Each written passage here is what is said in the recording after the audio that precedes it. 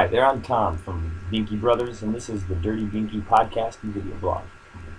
First, I would like to thank all of you for tuning in to our first episode. Furthermore, I would like to apologize for Paul as he was unable to be here today. But for the sake of getting this launched, I decided to go it alone.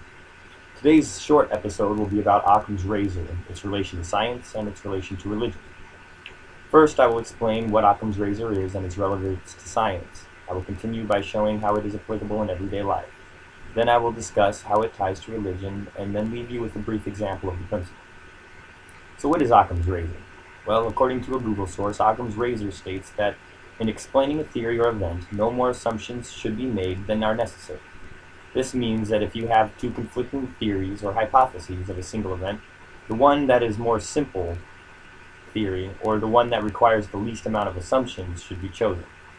According to a wiki source, Occam's razor is a principle of parsimony, economy, and succinctness used in logic and problem solving. It states that among competing hypotheses, the one that makes the fewest assumptions should be selected.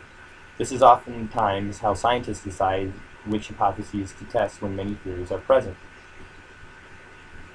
In the discussion of religion, the application of the principle often shifts the burden of proof. The razor states that one should proceed to simpler theories until simplicity can be traded for greater explanatory power. When winning an argument, the simplest available theory need not be the most accurate. It simply needs to be the simplest.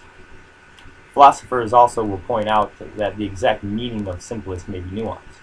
But this tactic of shifting the burden of proof is often used by religious people when they say, God did it, and that is the simplest explanation.